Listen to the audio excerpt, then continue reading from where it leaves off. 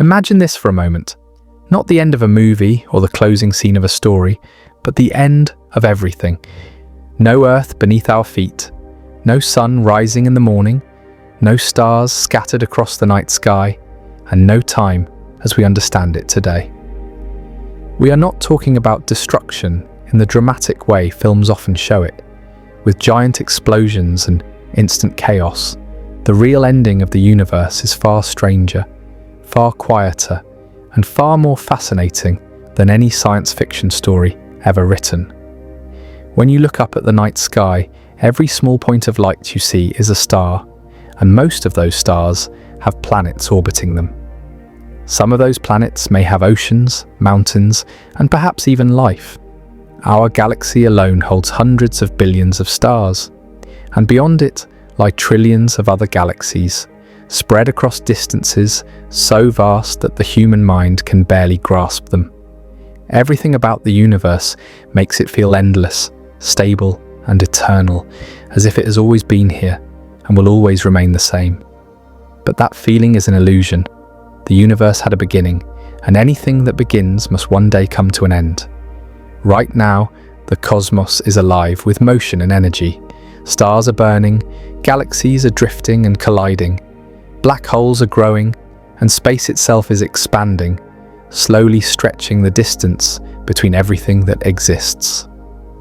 This expansion is silent and invisible, yet it is one of the most powerful forces shaping the future of the universe, quietly deciding how the final chapter will be written. For a long time, scientists believed the universe would last forever. That idea no longer survives. Modern discoveries have revealed that the universe is changing, aging, and moving toward a future very different from the one we see today. The question is no longer whether the universe will die, but how it will happen. Will everything slowly fade into darkness as the last stars burn out and the universe becomes cold and empty? Will space itself tear apart, ripping galaxies, stars, and even atoms into pieces? Could the universe stop expanding and collapse back into itself in a fiery reverse of the Big Bang? Or is there an ending so sudden and silent that no civilization would ever see it coming? These possibilities are not wild guesses or imaginary ideas. They are serious scientific theories built on observations, physics, and decades of careful study of how the universe truly works. In this video, we will explore the real endings of the universe, not myths and not fiction, but the futures that modern science considers possible. We will travel far forward in time, beyond the age of stars, beyond galaxies, and beyond anything familiar to human experience. You do not need to be a scientist to follow this journey. We will keep the ideas simple, clear, and grounded, because this is not just a story about space. It is a story about time, change, and our brief moment inside something unimaginably vast. So take a breath, look into the darkness of the universe, and let us begin with a simple truth that changes everything. This universe was never meant to last forever. For a very long time, humans believed the universe was eternal. The sky looked permanent. The stars stayed in the same patterns. The sun rose every morning without fail. Nothing in the heavens seemed to grow old or fall apart. Because of this, it felt natural to assume that the universe had always existed and would always exist. Even many early scientists shared this belief. An eternal universe felt stable, safe, and logical. But this idea did not survive careful observation. As science improved, something unexpected became clear. The universe is not fixed. It is not unchanging. It is not timeless. The universe is active, dynamic, and deeply connected to time. And most importantly, it has a history. That single realization changed everything we thought we knew about reality. The biggest turning point came when scientists discovered that the universe had a beginning. About 13.8 billion years ago, everything that exists today was compressed into an incredibly hot and dense state. Space, time, matter, and energy all came into existence together. This event is known as the Big Bang. It was not an explosion inside space, it was the expansion of space itself. Before this moment, there was no space to move through and no time ticking forward. Asking what happened before the Big Bang is like asking what is north of the North Pole. Time itself begins there. That means the universe is not infinitely old. It has an age, and if something has an age, it cannot be eternal. This single fact alone forces a difficult conclusion. If the universe began, it must also end. There is no example anywhere in nature of something that starts but never finishes. Stars are born and die. Living beings are born and die. Even atoms can decay. The universe follows the same rule. It is not separate from time. It exists inside time. At first, many scientists resisted this idea. An eternal universe felt simpler. Even Albert Einstein originally believed the universe should be static and unchanging. When his equations showed that the universe should either expand or collapse, he adjusted them to force stability. Later, when observations proved that the universe really is expanding, Einstein admitted this adjustment was a mistake. The evidence came from distant galaxies. Astronomers noticed that light from faraway galaxies was stretched toward the red end of the spectrum. This stretching showed that galaxies were moving away from us. The farther a galaxy was, the faster it was moving away. This was not because we are at the center of the universe. It was because space itself is expanding everywhere. Once scientists accepted expansion, the past of the universe became clear. If space is expanding now, then it must have been smaller before. Go far enough back in time, and everything converges toward a beginning. The universe was once hotter, denser, and more energetic than it is today. Over time, it cooled and spread out, forming stars, galaxies, and eventually planets. This discovery destroyed the idea of an eternal universe. An eternal universe has no starting point. Our universe clearly does. But the story does not end there. A beginning automatically raises another question. If the universe began, is it moving towards something? Is there a direction to cosmic time? Or is everything random and endless? To answer this, scientists looked at how time works. Time is not just a clock measuring seconds. Time is deeply connected to change. If nothing ever changed, time would have no meaning. But the universe is full of change. Stars burn fuel. Galaxies evolve. Matter moves from organized states to more scattered ones. This direction of change gives time an arrow. Time moves forward because the universe changes in a specific way, not randomly. One of the most important ideas explaining this is decay. Decay does not mean sudden destruction. It means gradual loss of structure and usable energy. Everything that exists slowly moves towards simpler, more spread out states. A hot object cools down. A mountain erodes. A star uses up its fuel. These processes cannot be reversed naturally. The universe as a whole follows this same pattern. At the beginning, the universe was filled with enormous energy. Over time, that energy spread out. It became less concentrated. It became harder to use. Stars formed because gravity pulled matter together. But even stars are temporary solutions. They shine by burning fuel, and fuel is finite. This leads to a powerful idea. The universe is slowly running down. Scientists describe this process using the concept of entropy. In simple terms, entropy measures how spread out energy is. Low entropy means energy is concentrated and useful. High entropy means energy is scattered and hard to use. The universe started in a low entropy state and has been increasing in entropy ever since. This increase never stops. Because the universe is a closed system, there is nowhere for excess energy to go. It spreads out evenly. As entropy increases, it becomes harder for complex structures to survive. Over extremely long periods, the universe moves towards states where nothing interesting can happen anymore. This alone tells us something important. Even if the universe never collapsed or tore itself apart, it could not stay alive forever. A universe with no stars, no energy flow, and no structure is effectively dead. It still exists, but it no longer does anything. Another reason scientists reject an eternal universe is observation. We do not see infinitely old stars. We do not see galaxies that have existed forever. Everything we observe has a measurable age. Even the oldest stars formed billions of years after the Big Bang. This tells us that the universe has not always looked the way it does now. If the universe were eternal, we would expect to see evidence of infinite age. We do not. Instead, we see a universe that is evolving. Galaxies change shape. Stars are born and die. The average temperature of the universe is dropping. Space is expanding faster than it used to. All signs point to a universe moving forward in time, not standing still. This brings us to the central question that guides everything in this video. If the universe began, and if it is changing in a specific direction, then it must be heading somewhere. How does everything end? Will the universe slowly fade into darkness as the last stars burn out? Will space continue expanding until galaxies can no longer see each other? Will the fabric of space itself tear apart? Or will gravity someday reverse expansion and pull everything back together?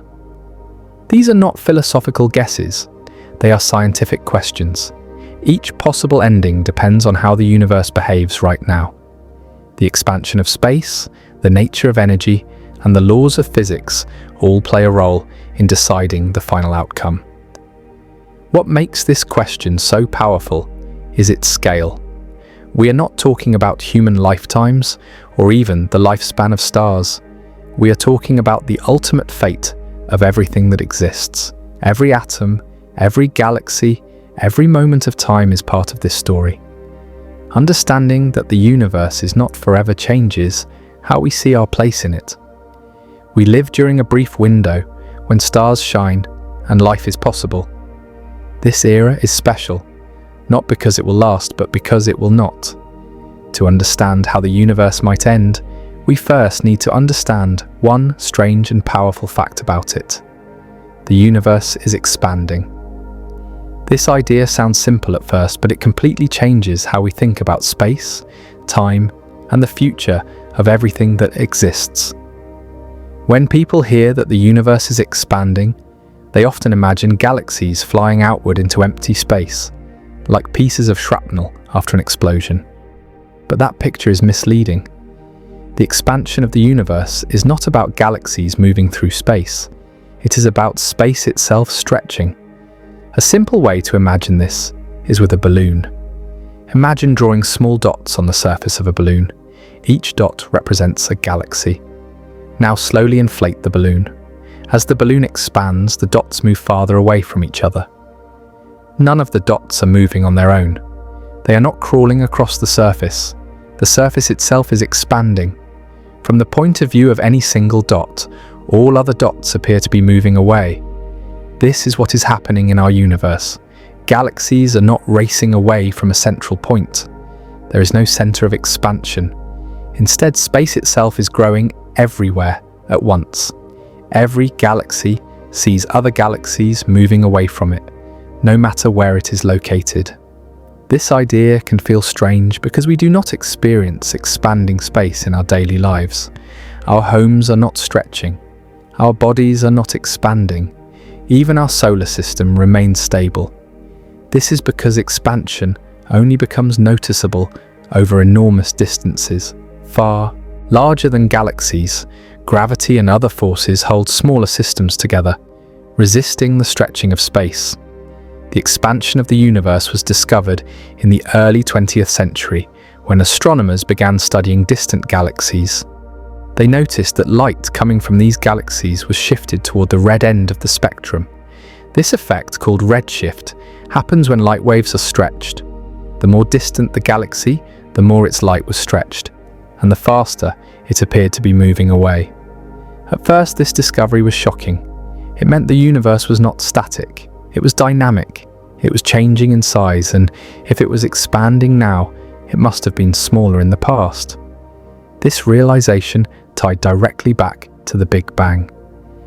Expansion is not something that started later. It has been happening since the beginning of time. The universe began extremely hot and dense, and as it expanded, it cooled. Over billions of years, this cooling allowed particles to form, atoms to exist, stars to ignite, and galaxies to take shape. But expansion is not just a detail of cosmic history. It is the key to cosmic destiny. To understand why, we need to think about gravity. Gravity is an attractive force. It pulls matter together. In the early universe, gravity worked to slow down expansion. Matter tried to clump. Regions with slightly more mass pulled in surrounding material, forming stars and galaxies. For a long time, scientists assumed gravity might eventually win. They thought expansion would slow, stop, and reverse, causing the universe to collapse back into itself. This idea made sense. Throw a ball upward, and gravity pulls it back down. Why should the universe be any different? For decades, this was one of the biggest questions in cosmology. Is the universe expanding fast enough to escape gravity forever? Or will gravity eventually pull everything back?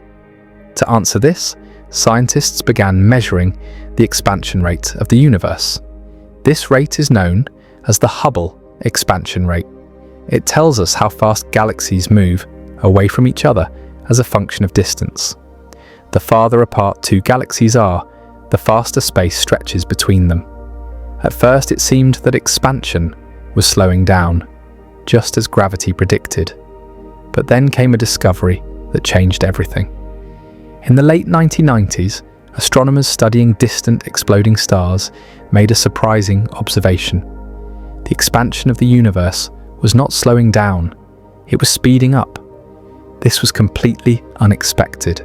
Something was pushing space to expand faster and faster, overcoming gravity on the largest scales. Scientists named this unknown influence dark energy. We do not fully understand what it is, but we can see its effects clearly.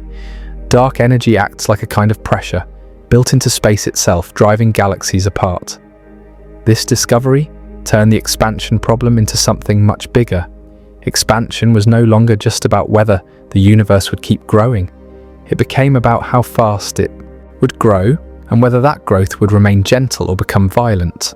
The speed of expansion matters because it directly determines the universe's ending. If expansion was slow and weakening, gravity could someday take over. Galaxies would stop moving apart. They would begin falling back together. The universe could collapse in a dramatic ending. If expansion continued at a steady pace, the universe would grow larger and colder. Galaxies would drift farther apart. Stars would die out, and the universe would slowly fade into darkness. But if expansion accelerates too much, something far more extreme could happen. Space itself could tear apart everything inside it, down to the smallest particles. This is why expansion is not just a background process, it is the main driver of cosmic fate. Another important detail is that expansion affects visibility. As space stretches, light has a harder time crossing vast distances. Over time, distant galaxies move so far away that their light can never reach us. They disappear from view, not because they stop existing, but because space grows too fast between us and them. In the far future, observers in our galaxy will see fewer and fewer galaxies. Eventually, only the local group of galaxies bound by gravity will remain visible. Everything else will fade beyond the cosmic horizon. This shrinking visible universe gives the illusion of isolation, even though the universe itself is still enormous. Expansion also affects temperature. As space expands, energy spreads out. The universe cools. This cooling has been happening since the Big Bang. Early on, the universe was so hot that atoms could not exist. Today, the background temperature of space is just a few degrees above absolute zero.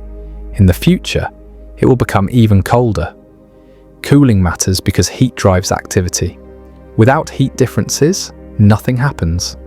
No stars form, no reactions occur.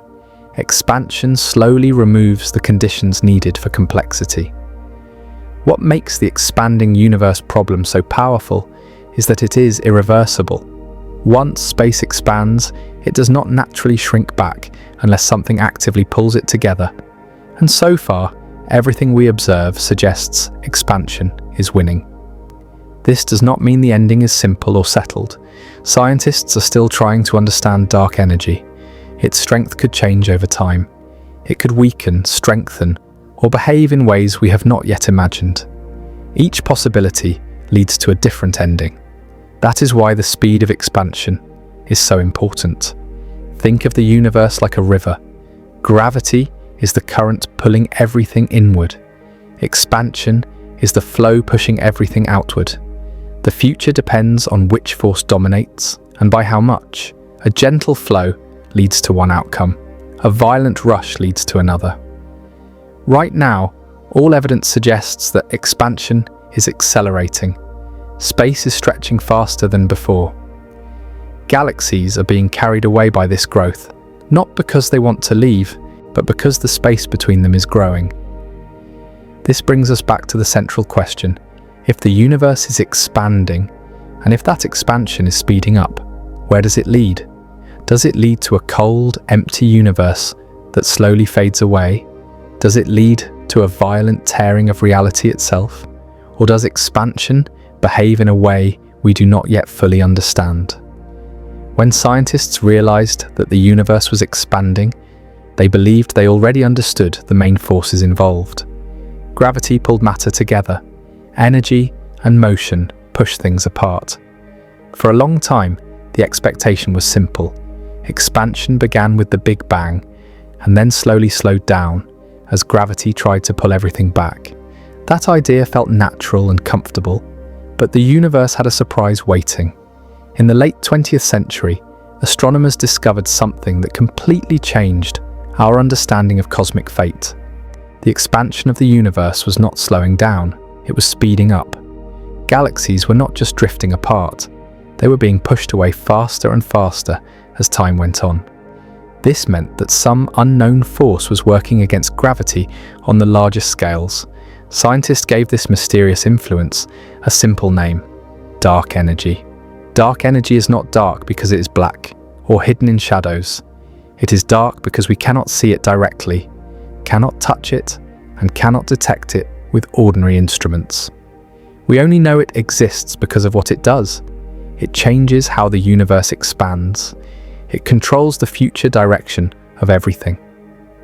To understand dark energy in simple terms, imagine the universe as a giant loaf of rising dough filled with raisins. The raisins represent galaxies. As the dough rises, the raisins move farther apart, not because they're crawling through the dough, but because the dough itself is expanding. Now imagine that something inside the dough starts making it rise faster and faster. That invisible something is dark energy. It does not pull objects, it pushes space itself to expand. Another helpful analogy is a stretched rubber sheet. Gravity acts like weights placed on the sheet, pulling it inward. Dark energy acts like the sheet being pulled outward in every direction at once. The more space there is, the stronger this outward effect becomes. This is one of the strangest things about dark energy. It does not weaken as the universe grows. It seems to become more important over time. Dark energy was discovered by accident. In the 1990s, astronomers were studying distant exploding stars called supernovae. These explosions are incredibly bright and follow predictable patterns, making them useful as cosmic distance markers.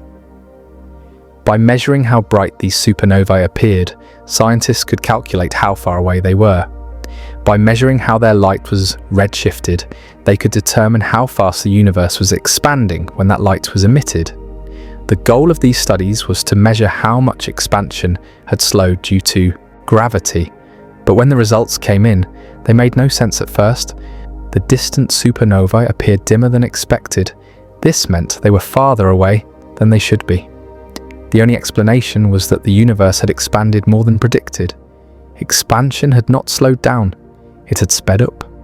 At first, scientists doubted their own data.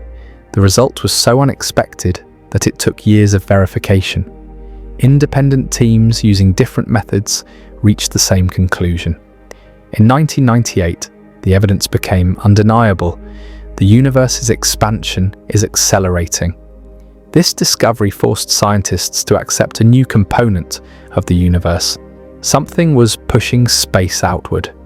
Something stronger than gravity on cosmic scales. That something was dark energy. Today, measurements show that dark energy makes up about 70% of the total energy content of the universe. Ordinary matter, everything we can see and touch, makes up less than 5%. Dark matter, another invisible component, makes up most of the rest. This means that dark energy dominates the universe. It is not a small correction. It is the main driver of cosmic behavior. This dominance explains why dark energy controls the universe's fate. Gravity becomes weaker as matter spreads out. When galaxies move farther apart, their gravitational pull on each other decreases. Dark energy, on the other hand, does not dilute in the same way. As space expands, there is more space for dark energy to exist in. This means its total effect grows stronger over time. In the early universe, dark energy was almost irrelevant. Matter was dense, gravity ruled, galaxies formed, stars ignited. But as the universe expanded and matter spread out, dark energy slowly took over. At a certain point, it became the dominant force shaping the future. This transition marked a turning point in cosmic history. From that moment on, the universe's fate was no longer controlled mainly by matter and gravity, but by dark energy and expansion. The problem is that scientists still do not fully understand what dark energy actually is. One possibility is that dark energy is a property of space itself. Even empty space may contain energy. As space expands, more of this energy appears, driving further expansion. Another possibility is that dark energy is related to a fundamental field that fills the universe. Some theories suggest it may even change over time. What matters most is not its exact nature, but its behavior. If dark energy remains constant, expansion will continue forever at an accelerating rate. Galaxies will drift farther apart, stars will burn out, the universe will become colder, darker, and emptier. This leads to a slow, quiet ending. If dark energy grows stronger with time, expansion could become violent. Space itself could begin to stretch so rapidly that it overcomes all other forces. Galaxies would be torn apart, stars would be ripped from their orbits, planets would be destroyed. Eventually, even atoms could be pulled apart. This scenario leads to a dramatic and sudden end. If dark energy weakens or changes sign, expansion could slow or even reverse. Gravity might regain control. The universe could stop expanding and collapse back into a dense state. This would produce a completely different ending. This is why dark energy is so important. It is not just another ingredient in the universe. It is the deciding factor. Dark energy also affects the long-term structure of the cosmos. As expansion accelerates, distant galaxies cross a boundary called the cosmic horizon. Beyond this horizon, light can never reach us. Those galaxies are not destroyed, but they become forever unreachable. Over time, the observable universe shrinks, even as the actual universe grows larger. In the far future, observers in our galaxy will see a dark sky with very few galaxies. Evidence of the Big Bang itself may become invisible. The universe will appear quiet and empty, even though it still exists on enormous scales. This isolation is another consequence of dark energy's control. What makes dark energy especially unsettling is how silent it is. There is no sound, no flash, no warning. Space simply stretches faster and faster. Galaxies drift away, heat fades, structure dissolves, all without drama. And yet, this quiet process determines the ultimate fate of everything. Every possible ending of the universe depends on dark energy. Whether the universe freezes, rips apart, or collapses comes down to how this invisible force behaves over time. It is the master variable in the equation of cosmic destiny. This brings us back to a sobering realization. The universe's end is not caused by a single, catastrophic event. It is driven by the slow, steady influence of something we cannot see and barely understand. Dark energy controls the rhythm of cosmic time. It decides whether the universe ends gently or violently. It decides whether the final moments are silent or dramatic. When we look up at the night sky, the stars seem calm, steady, and eternal. They appear as tiny points of light, quietly watching over the universe. But this peaceful image hides a much more dramatic truth. Stars are not permanent objects. They are born, they live active and violent lives, and they eventually die. And because the universe depends on stars for light, heat, and structure, the fact that stars cannot live forever is a serious problem for the future of everything. To understand how the universe will end, we must first understand stars. Stars are the engines of the cosmos. Without them, the universe would be dark, cold, and lifeless. Everything familiar to us, including planets and life itself, exists because of stars. Stars are born in vast clouds of gas and dust called nebulae. These clouds are mostly made of hydrogen, the simplest and most abundant element in the universe.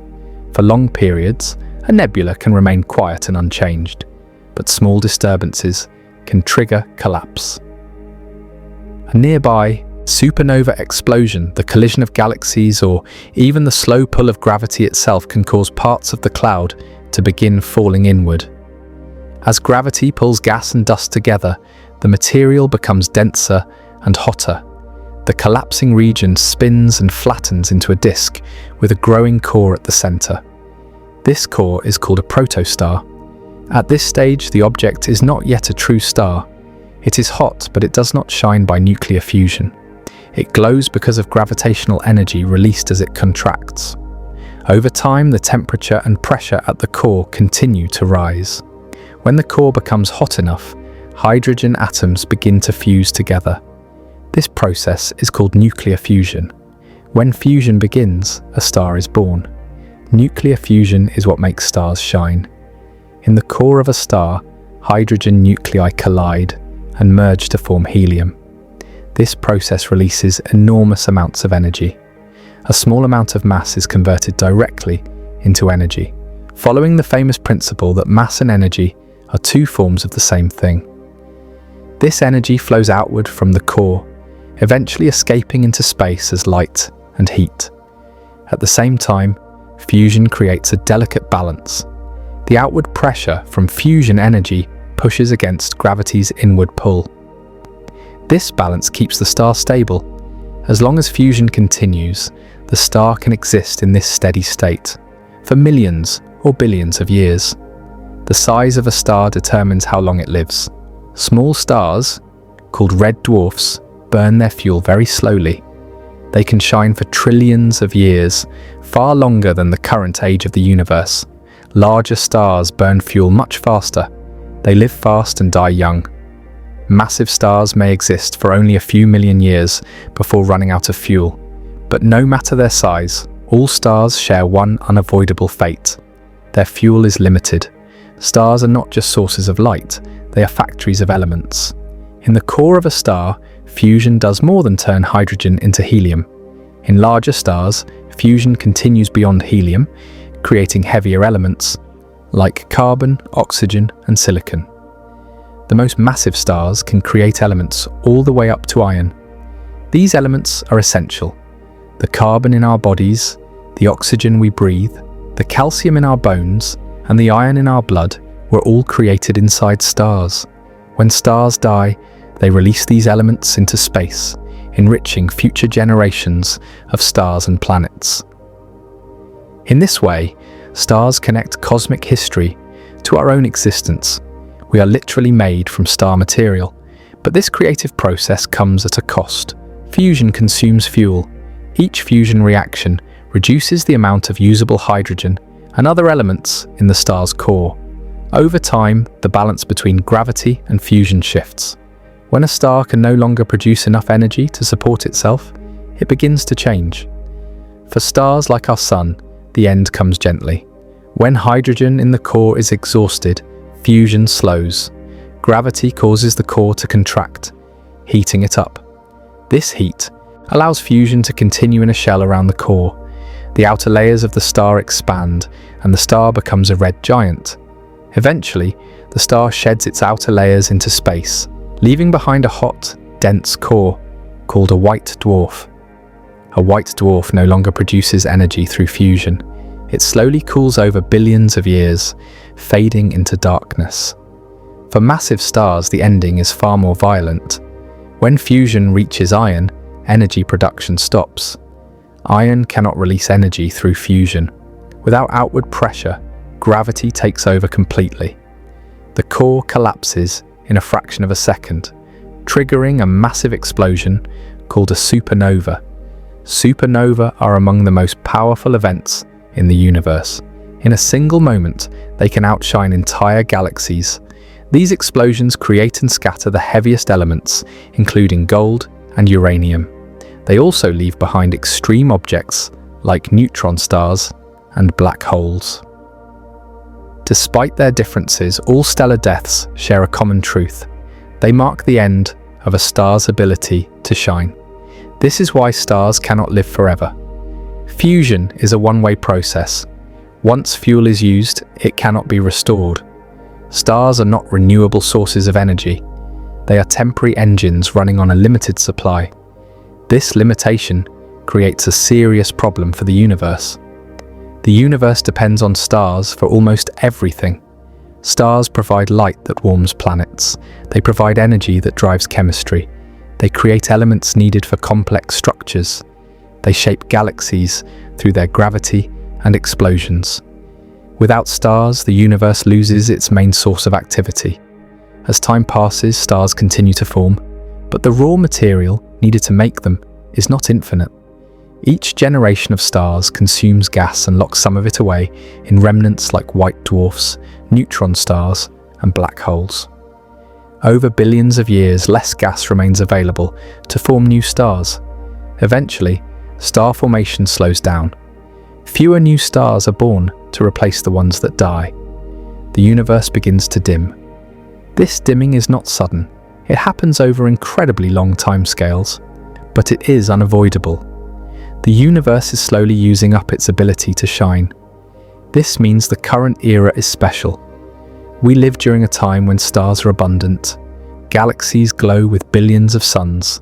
Night skies are filled with light, but this era will not last forever. The fact that stars have life cycles means the universe itself has a life cycle. As stars are born and die, the universe moves through different stages. Right now, we are in a bright and active stage. In the future, the universe will be darker, quieter, and colder. Understanding the life cycle of stars helps us see why the universe's ending is not just about expansion or dark energy. It is also about exhaustion. The universe is burning through its fuel. Stars may look eternal from Earth, but every star is living on borrowed time. The light we see in the night sky is the result of a process that slowly consumes itself. A star shines by burning fuel, and like any fire, that fuel is limited. When it begins to run out, the star changes. Its quiet stability ends, and its final chapter begins. This moment marks the start of a much larger transformation, not just for individual stars, but for the universe as a whole. At the heart of every star is a balance. Gravity pulls matter inward, trying to collapse the star. Nuclear fusion pushes outward, releasing energy that keeps the star inflated and stable. As long as fusion continues at the right rate, the star remains in balance. But fusion depends on fuel, and fuel does not last forever.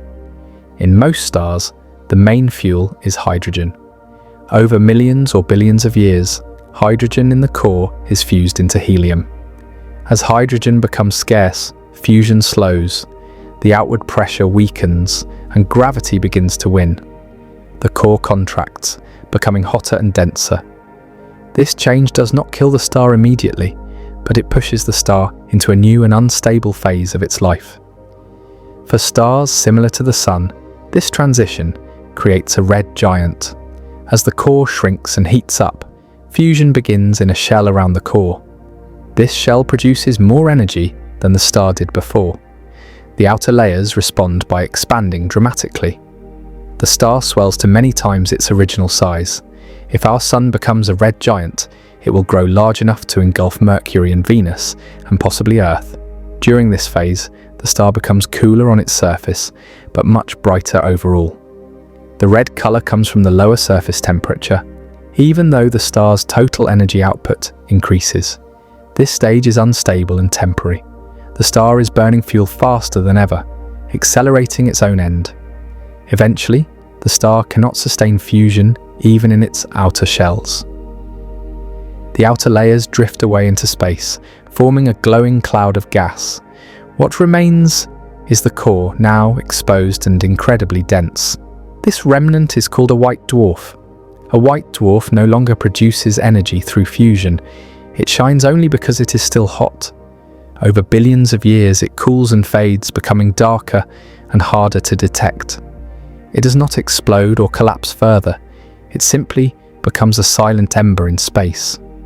For massive stars, the process is far more violent. These stars burn their fuel quickly and move through multiple fusion stages. After hydrogen is exhausted, they fuse helium into heavier elements. This continues until iron forms in the core. Iron is a dead end. Fusing iron consumes energy instead of releasing it. When iron builds up, fusion stops completely. Without outward pressure, gravity takes over in a catastrophic way. The core collapses in a fraction of a second.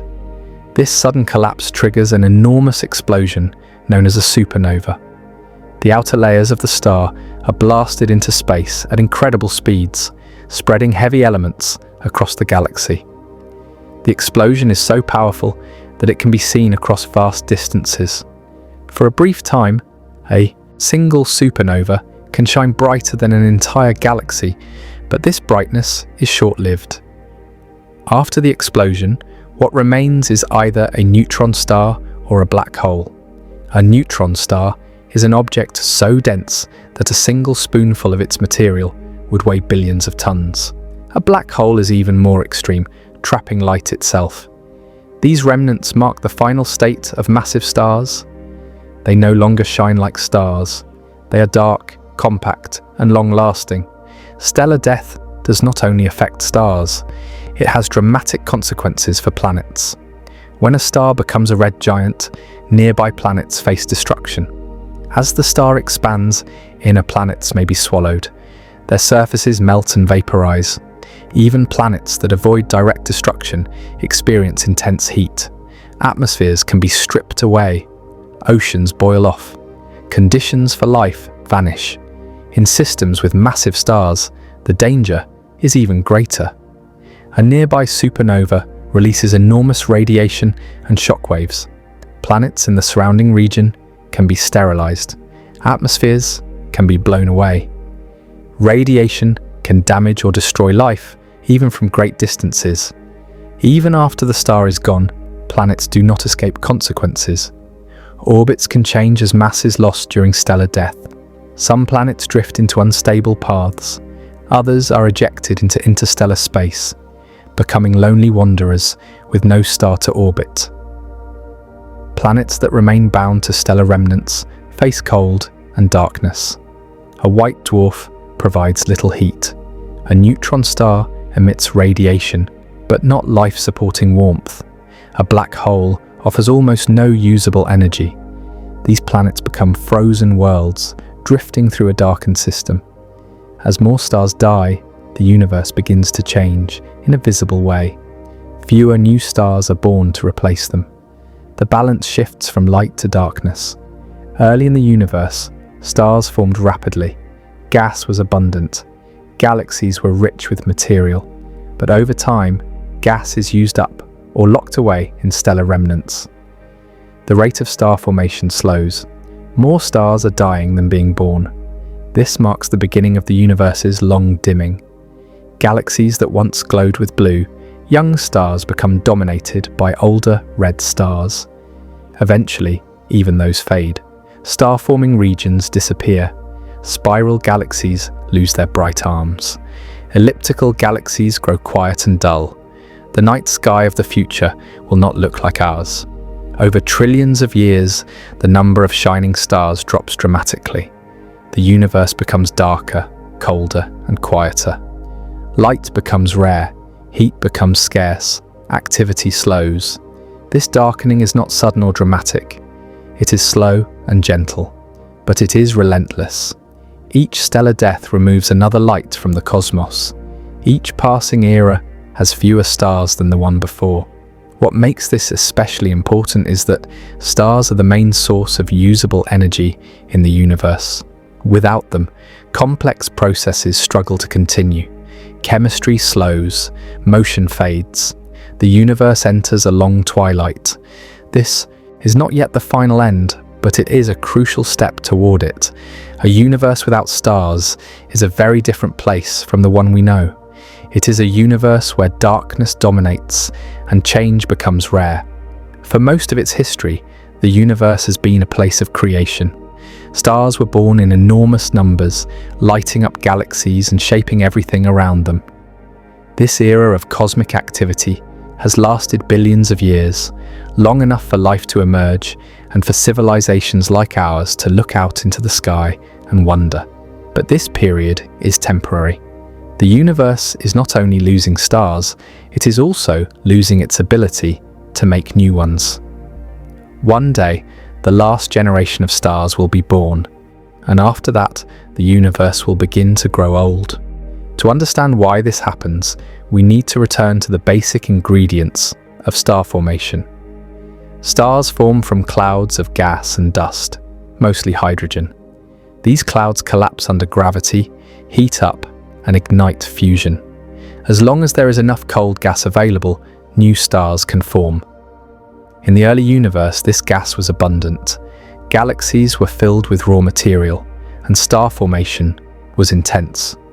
Over time, however, this gas has been steadily consumed. Every star that forms locks away hydrogen in its core. Some of that material is returned to space when stars die, especially in supernova explosions. But not all of it comes back. A large fraction of matter becomes trapped in stellar remnants like white dwarfs, neutron stars, and black holes. These objects do not release their material easily. Once gas falls into a black hole, it is effectively removed from the star-making cycle forever.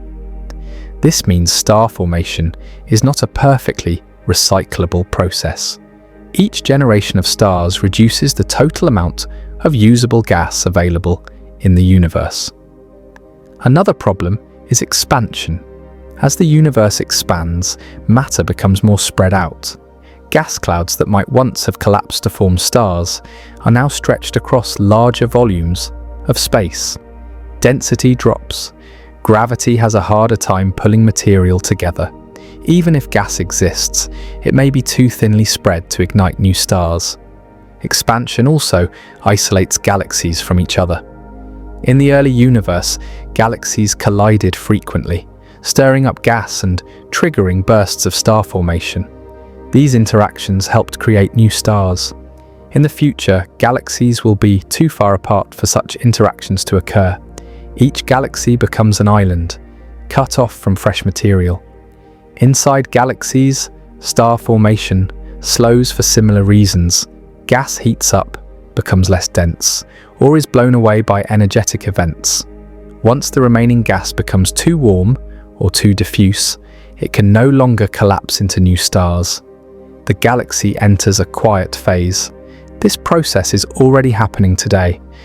Many galaxies in the universe have stopped forming stars. Astronomers call them red and dead galaxies.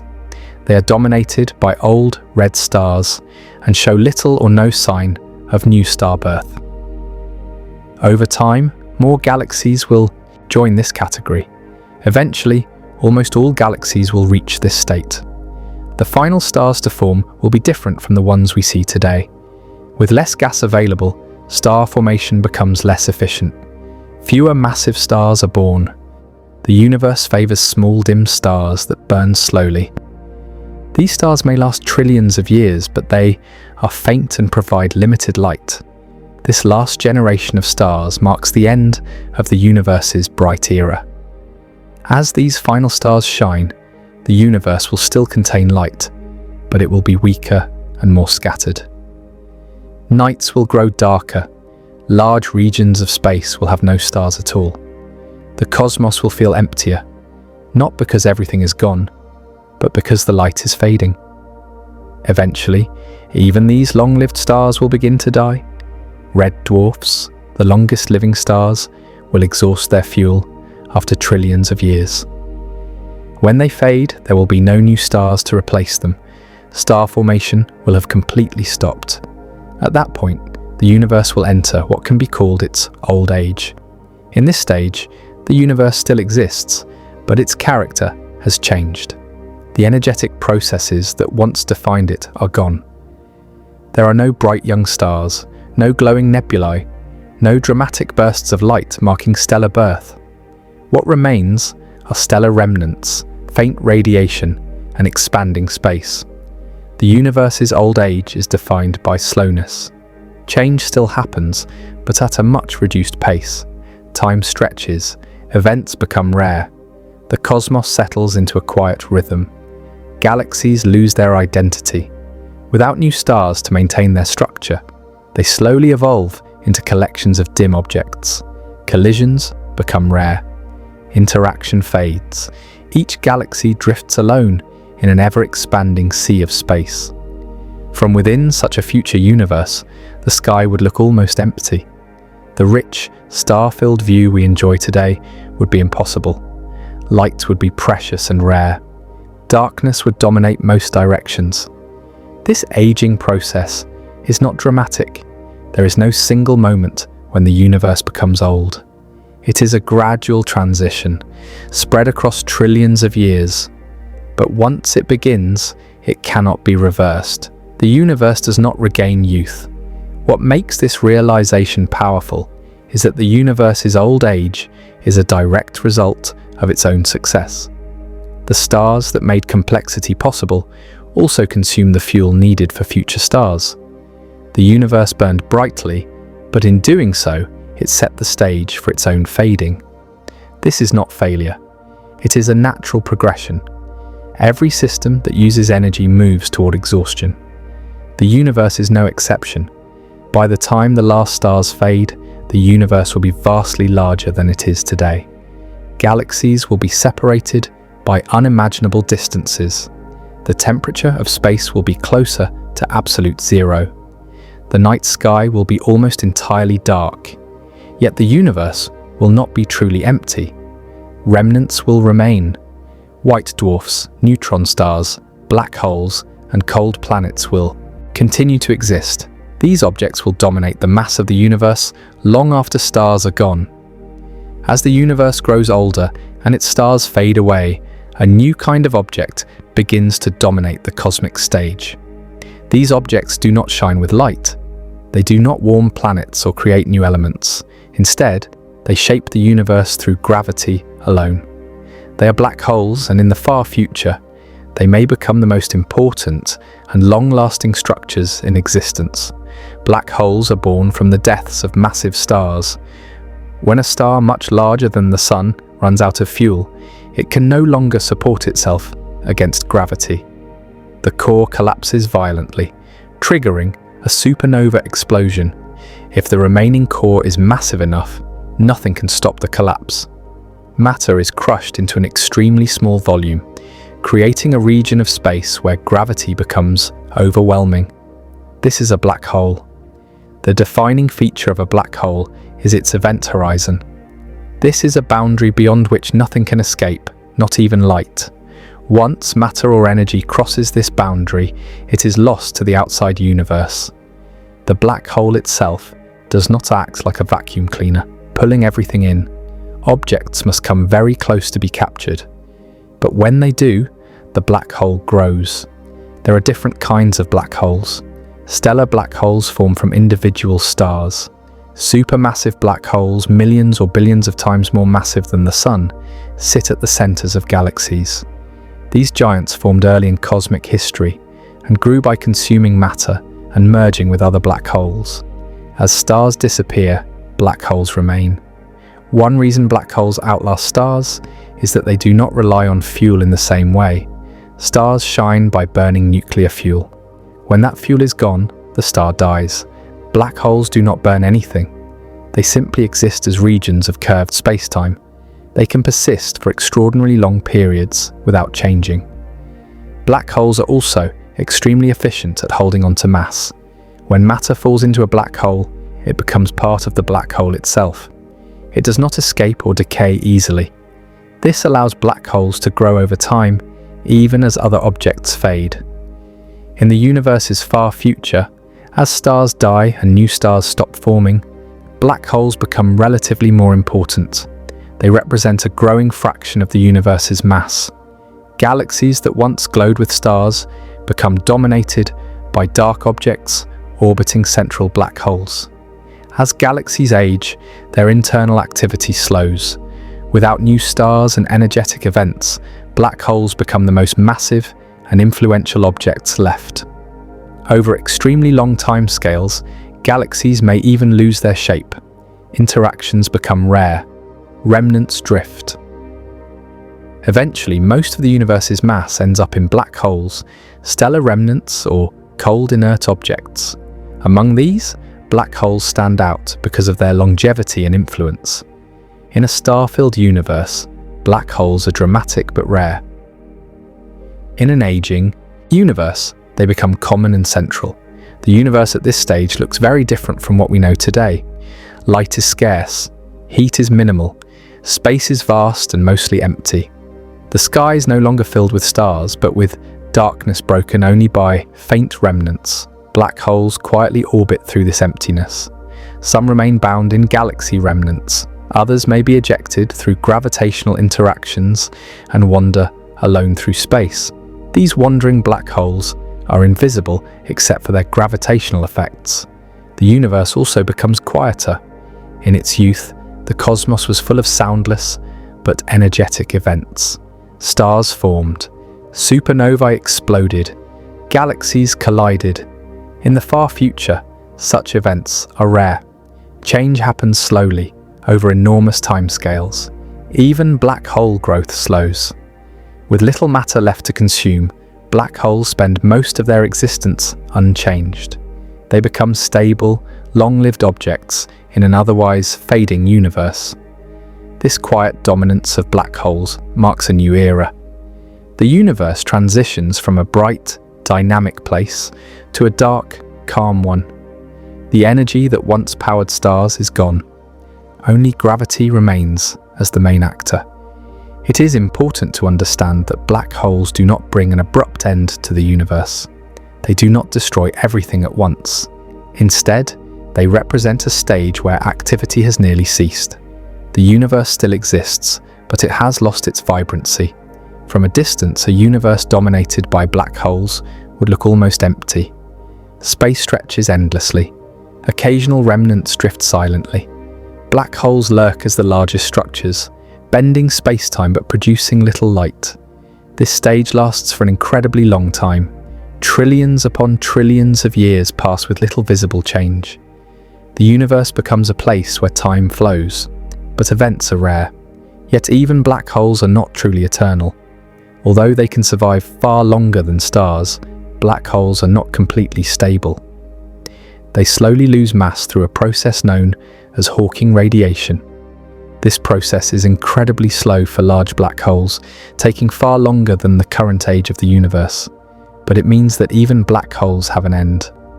For now, however, black holes rule the aging universe. They are the last major objects left standing after the lights go out.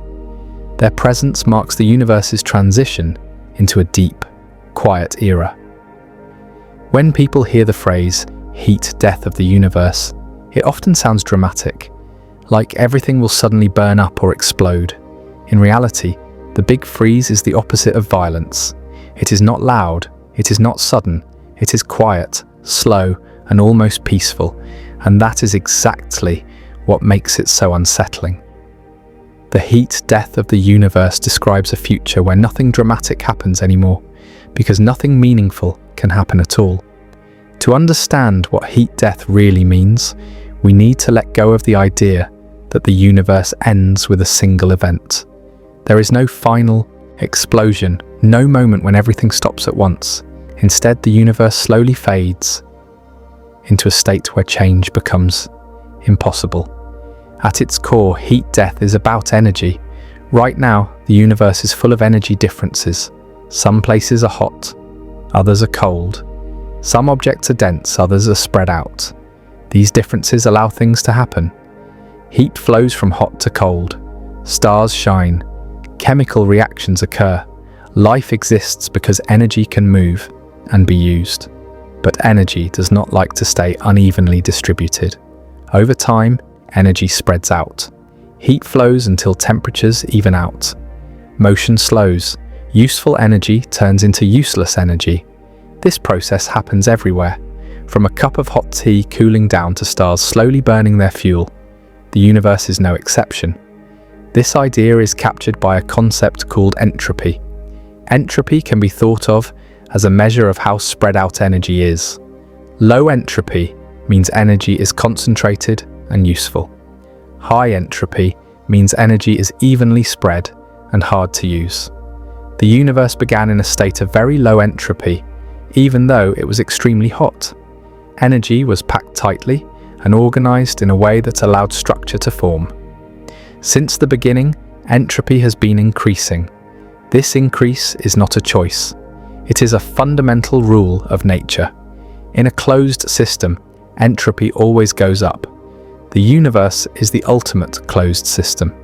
There is nothing outside it to take away excess energy. Everything that happens inside the universe pushes entropy higher. As entropy increases, the universe becomes less capable of supporting activity. Stars are excellent examples of low entropy machines. They take concentrated fuel and release energy in a controlled way. But each fusion reaction increases entropy. Once the fuel is gone, the star cannot shine anymore. The same logic applies on a cosmic scale. The big freeze is the point where entropy reaches its maximum. At maximum entropy, energy is spread out as evenly as possible. There are no temperature differences left to exploit. No hot stars surrounded by cold space. No dense regions collapsing under gravity to form new structures. Everything reaches a kind of dull equilibrium. In such a universe, nothing interesting can happen. By the time the universe approaches heat death, stars are long gone. New star formation has stopped. Galaxies have faded. Black holes dominate what little structure remains. Even black holes over incredibly long timescales begin to evaporate through Hawking radiation. As black holes slowly lose mass, they release faint radiation into space. This radiation spreads out and cools as the universe expands. Eventually, even black holes disappear, leaving behind a thin soup of particles and radiation. Temperature continues to drop. The background temperature of the universe today is just a few degrees above absolute zero. In the far future, it will be even closer. As expansion continues, space grows larger and energy becomes more diluted. The universe approaches a uniform, extremely cold state. This is what the big freeze looks like.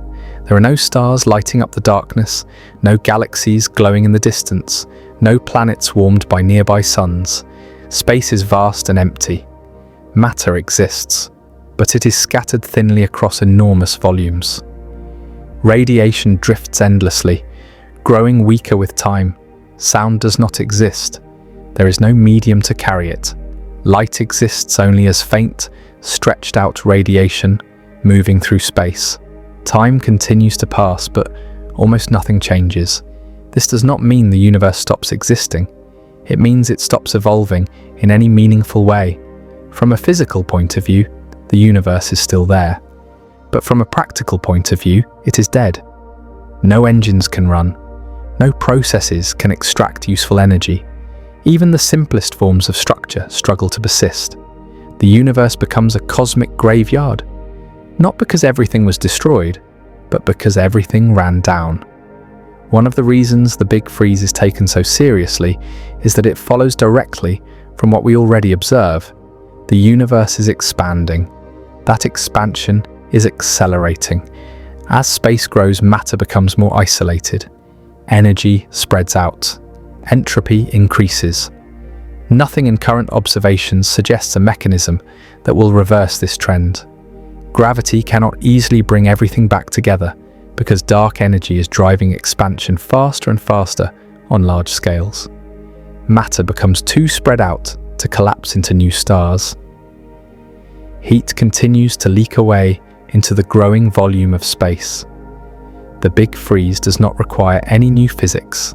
It is the natural outcome of known laws applied over extremely long times. That is why many scientists consider it the most likely ending of the universe. It is not dramatic, but it is consistent. Another reason the Big Freeze is favored is that it does not depend on extreme assumptions. It does not require dark energy to suddenly change behavior. It does not require space to tear itself apart. It does not require the universe to reverse course and collapse. It simply requires things to continue the way they are. And that may be the most unsettling part. If the Big Freeze is correct, the universe does not end in a moment of destruction. It ends by slowly forgetting how to do anything at all. Energy becomes too evenly spread.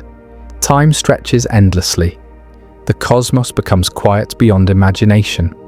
From a human perspective, this ending is impossible to experience. It happens so far in the future that life as we know it would have disappeared long before. But from a cosmic perspective, it is the natural conclusion of a long story. The universe burned brightly in its youth. It created stars, galaxies, and life. Over time, it aged. Now it is slowly heading toward exhaustion. The Big Freeze represents the final chapter of that aging process. So far, we have talked about endings that are slow and quiet. The Big Freeze is a future where the universe fades gently into darkness as energy spreads out and nothing dramatic happens anymore. But there is another possibility, far more violent and unsettling, an ending where the universe does not slowly die, but is torn apart piece by piece, an ending where space itself becomes the enemy. This scenario is called the Big Rip. The Big Rip begins with a simple but terrifying idea. What if dark energy does not stay the same? What if it grows stronger over time? Right now, dark energy is already powerful enough to accelerate the expansion of the universe. Galaxies are moving away from each other faster than they used to. Space is stretching more rapidly with every passing billion years. This alone is enough to drive the universe toward a cold and empty future. But the Big Rip assumes something more extreme. It assumes that dark energy becomes stronger as the universe expands, not weaker. If that happens, expansion does not just continue, it accelerates without limit. To understand why this matters, we need to remember what expansion really is. Expansion is not galaxies flying through space. It is space itself stretching. Distances grow even when nothing is moving locally. And if the stretching becomes strong enough, it can overpower other forces. Right now, expansion only dominates on the largest scales. It pulls galaxies away from each other, but it does not affect smaller systems. Gravity holds galaxies together. Gravity holds stars inside galaxies. Gravity and other forces hold planets around stars and atoms together. In the Big Rip scenario, this changes. As dark energy grows stronger, the stretching of space becomes more intense. At first, the effects are subtle. Galaxies move away from each other faster. More galaxies cross the cosmic horizon and disappear from view. The universe becomes increasingly empty on large scales. But eventually, expansion begins to compete with gravity even inside galaxies. Galaxies are vast systems held together by gravity. Billions of stars orbit a common center, often dominated by a supermassive black hole. In the early stages of the Big Rip, galaxies remain intact. But as dark energy strengthens, the stretching of space between stars inside a galaxy increases. At a certain point, gravity is no longer strong enough to keep galaxies together. Stars begin to drift away from their galactic centers. The beautiful spiral structures of galaxies unravel. What was once a single, organized system becomes a loose collection of stars, moving apart as space stretches between them. This is the moment when the universe begins to visibly fall apart. Galaxies ripping apart marks the end of cosmic structure on the largest scales. There are no longer islands of stars bound together. Each star becomes increasingly isolated, surrounded by expanding space. But the destruction does not stop there. As dark energy continues to grow stronger, expansion starts to overpower gravity on smaller scales. Star systems that were once stable for billions of years begin to feel the strain. Planets orbit stars because gravity pulls them inward, while their motion keeps them from falling straight in. This balance is delicate but strong. In the Big Rip scenario, the stretching of space between a star and its planets becomes too strong for gravity to overcome. One by one, planets break free from their orbits. First, distant planets drift away. Then closer ones follow. Entire solar systems dissolve. Planets become lonely travelers, no longer bound to any star, carried apart by the expansion of space itself. At this stage, the universe is no longer just dark and empty. It is actively destructive. Stars themselves are next. A star holds itself together through gravity. Its mass pulls inward, while internal pressure pushes outward. This balance keeps the star stable. But if space inside the star begins to stretch faster than gravity can compensate, the star cannot remain intact. In the Big Rip, even stars are torn apart. The stretching of space overwhelms the forces holding the star together. Matter is pulled outward in all directions. The star is ripped into fragments, then into clouds of particles, and finally into individual atoms drifting apart. This is a crucial difference between the Big Rip and other endings. In the Big Freeze, stars die naturally over time. In the Big Rip, stars are destroyed violently, not because they run out of fuel, but because space itself refuses to let them exist. And the destruction does not stop at stars. As dark energy grows even stronger, expansion begins to affect smaller and smaller scales. The forces that hold planets together, then molecules, then atoms, begin to fail. Atoms are held together by electromagnetic forces. Electrons orbit atomic nuclei because of electric attraction. These forces are incredibly strong compared to gravity. For most of cosmic history, they're completely unaffected by expansion. But in the Big Rip, expansion becomes stronger than even these forces. Atoms are torn apart. Electrons are pulled away from nuclei. Molecules disintegrate. Chemistry ends. Matter loses its structure. What was once solid, then liquid, then gas becomes a chaotic spray of fundamental particles. At this stage, the universe is no longer recognizable in any meaningful sense. There are no objects, no structures, no systems. Only particles flying apart as space stretches infinitely fast between them. This leads to the most extreme consequence of the Big Rip. Time itself begins to break down. Time is closely tied to physical processes. We measure time through change, through motion, through interactions. But when everything is being ripped apart faster than any interaction can occur, the concept of time loses its meaning. In the Big Rip scenario, there is a finite amount of time left. Unlike the Big Freeze, which stretches endlessly into the future, the Big Rip ends the universe at a specific moment. Expansion accelerates toward infinity in a finite time. As that moment approaches, events happen faster and faster. Structures collapse in rapid succession. First, galaxies are destroyed, then solar systems, then stars, then atoms. Each step happens closer together in time. In the final moments, the universe changes faster than anything can respond. This is why the Big Rip is sometimes described as time running out completely. There is a final boundary beyond which the laws of physics, as we know them, no longer apply. Space expands infinitely fast. Distances become meaningless. Cause and effect break down. There is no after the Big Rip in any meaningful sense. What makes this scenario especially disturbing is how quiet it begins. There is no early warning, no dramatic signal. The universe looks almost normal for most of its history. Expansion accelerates gently, almost invisibly. Only in the final stages does destruction become obvious. From the perspective of a hypothetical observer, far in the future, the end would come suddenly. One moment stars still exist, the next they're torn apart. Then everything else follows almost instantly. So why do scientists take the Big Rip seriously? Because it is allowed by the laws of physics, depending on the behavior of dark energy. If dark energy has a specific property, often described as having pressure more negative than expected, it could grow stronger over time. This kind of dark energy is sometimes called phantom energy. If phantom energy exists, the Big Rip becomes unavoidable. However, current observations do not prove that dark energy behaves this way. Measurements suggest dark energy may be constant, which would favor the Big Freeze instead. But uncertainties remain. We are still learning what dark energy truly is. This uncertainty leaves the door open.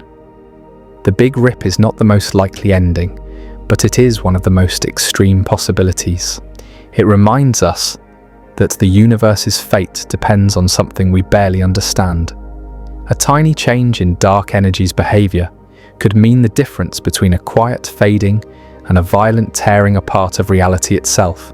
What makes the Big Rip unique is its totality. It does not just end stars or galaxies, it ends structure itself. It does not leave behind remnants or long-lived objects. It leaves nothing capable of being called something. In the Big Rip, the universe does not die of old age. It is destroyed by runaway expansion. So far, we have explored futures where the universe keeps expanding forever. In the Big Freeze, expansion gently pulls everything apart until nothing meaningful can happen. In the Big Rip, expansion becomes so violent that it destroys all structure in a finite time. But there is another possible ending, one that once seemed not only possible, but likely. An ending where expansion does not win, an ending where gravity fights back. This scenario is called the Big Crunch. The Big Crunch is the idea that the universe's expansion could one day stop, reverse, and turn into a collapse. Instead of galaxies moving farther apart, they would begin moving closer together. Space itself would stop stretching and start shrinking. Over time, everything in the universe would fall back toward everything else, ending in an extremely hot, dense state, similar to the beginning of the universe itself. In simple terms, the Big Crunch is a universe that collapses under its own weight. To understand why scientists once thought this was the most natural ending, we need to go back to the early days of cosmology. When expansion was first discovered, gravity seemed like the obvious counterforce. Gravity pulls matter together. The universe is full of matter. It felt reasonable to assume that gravity might eventually slow expansion, stop it, and pull everything back inward. The situation was often compared to throwing a ball upward.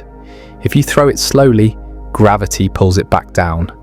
If you throw it fast enough, it escapes Earth's gravity. The universe, scientists believed, worked in a similar way. If expansion was slow enough, gravity would eventually bring everything back. This idea led to a simple question: is the universe expanding fast enough to escape its own gravity? For decades, this question dominated cosmology. Scientists tried to measure how much matter the universe contained. If there was enough mass, gravity would be strong enough to halt expansion. If there was not enough, expansion would continue forever. In a Big Crunch universe, expansion slows over time. Galaxies drift apart more slowly. The rate of expansion decreases. Eventually, it reaches zero. At that moment, the universe reaches its maximum size. Space stops growing, then the direction changes. Expansion turns into contraction. Once contraction begins, the process feeds on itself. As space shrinks, matter becomes closer together. Gravity grows stronger. Galaxies begin moving toward each other. Collisions become common. The universe grows hotter and denser. Stars no longer drift peacefully in isolated galaxies. Instead, galaxies collide repeatedly. These collisions trigger bursts of star formation, supernova explosions, and intense radiation. The universe becomes more violent as it shrinks. As contraction continues, distances between galaxies disappear. The universe becomes a crowded place. Light has less space to travel. Energy density increases. Temperatures rise. Eventually, the universe begins to resemble its early state, but in reverse. This is why the Big Crunch is often described as a reverse Big Bang. In the Big Bang, the universe expanded from a hot, dense state into a cooler, larger one.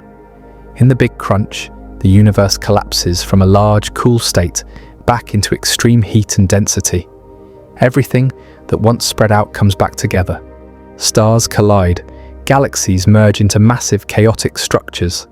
Black holes collide and merge into even larger black holes. Radiation fills space. Matter is crushed. As the universe continues collapsing, conditions become more extreme. Temperatures rise to trillions of degrees. Atoms cannot exist. Electrons are stripped from nuclei. Eventually, even nuclei break apart into fundamental particles. Near the final stages of the Big Crunch, the universe becomes so hot and dense that the laws of physics, as we know them, break down. Space and time themselves become unstable. Just as with the beginning of the universe, our current theories can no longer describe what happens next. From a human perspective, the Big Crunch would be catastrophic long before the final moment. Long before stars collide or atoms break apart, life would already be impossible. Radiation levels would be extreme. Temperatures would rise. Stable environments would vanish. But on cosmic timescales, this destruction happens very quickly. Once contraction begins, the collapse accelerates. Gravity pulls everything inward faster and faster. The universe races toward its end. One of the most fascinating ideas connected to the Big Crunch is the possibility of a new beginning. Some theories suggest that a collapsing universe might not end completely. Instead, the final dense state could trigger another expansion. This idea is known as the Big Bounce. In this view, the universe goes through cycles of expansion and contraction. Each Big Bang is followed by a Big Crunch, which leads to another Big Bang. If this were true, our universe would not be unique. It would be one cycle in an endless sequence of universes. This idea is deeply appealing. It avoids the concept of a true beginning or end. It suggests that the universe is eternal, but not static. It is always changing, always renewing itself. However, there are serious problems with this idea. One major issue is entropy. As we discussed earlier, entropy always increases. Each cycle would leave behind more entropy than the last. Over time, this would change the behavior of each new universe. Eventually, cycles would not look the same. This makes a perfectly repeating universe unlikely. Another issue is observation. Modern measurements of the universe do not support the conditions needed for a Big Crunch. Astronomers have carefully measured the density of matter and energy in the universe. While there is a lot of mass, it does not appear to be enough to stop expansion on its own. More importantly, dark energy appears to be driving expansion faster, not slower. Instead of expansion slowing down as gravity pulls back, we see expansion accelerating. This discovery in the late 1990s dramatically reduced the likelihood of a Big Crunch. If dark energy remains constant or grows stronger, expansion will never stop. Gravity will never get the chance to reverse it. This is why most scientists today believe the Big Crunch is unlikely, but unlikely does not mean impossible. Our understanding of dark energy is still incomplete. It could change over time. It could weaken. It could behave differently in the far future. If dark energy fades away or reverses its effect, gravity could once again become dominant. There are also theories suggesting that the universe's geometry could change, or that hidden dimensions or unknown forces could alter cosmic expansion. While there is no evidence for these ideas yet, they remind us that our knowledge is incomplete. The Big Crunch remains a possibility because physics allows it, even if current evidence does not favor it. What makes the Big Crunch especially interesting is how different it is from other endings. The Big Freeze is quiet.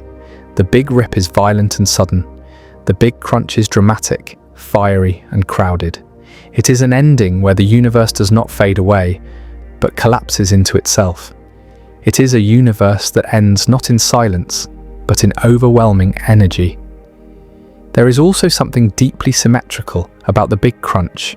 The universe begins in a dense hot state and ends in a dense hot state. Time seems to fold back on itself. The end mirrors the beginning. This symmetry has fascinated scientists and philosophers alike. It suggests a kind of cosmic balance, but nature does not always favor symmetry, especially when entropy is involved. From our current vantage point, the universe appears to be choosing a different path. Expansion is accelerating. Galaxies are moving apart faster. The conditions needed for a Big Crunch are becoming less likely with every passing observation. Still, the Big Crunch remains an important part of the story. It represents a universe where gravity wins, where expansion was only temporary, where everything that spread out is pulled back together. Understanding this possibility helps us understand the stakes of dark energy and expansion. A small difference in cosmic behavior leads to radically different endings. All the endings we have explored so far follow a pattern. The universe changes slowly, over immense stretches of time. Stars fade, galaxies drift apart, space expands or collapses. Even the most violent endings, like the Big Rip or the Big Crunch, give the universe a long warning. There is time, at least in theory, to see them coming. Vacuum decay is different. Vacuum decay is the most unsettling ending of all because it offers no countdown, no visible signs, and no escape. If it happens, the universe does not slowly die. It simply ends. Everywhere, all at once. And the most disturbing part is this: it could happen at any moment without violating any known law of physics. To understand vacuum decay, we first need to understand what physicists mean by the word vacuum. In everyday language, a vacuum means empty space.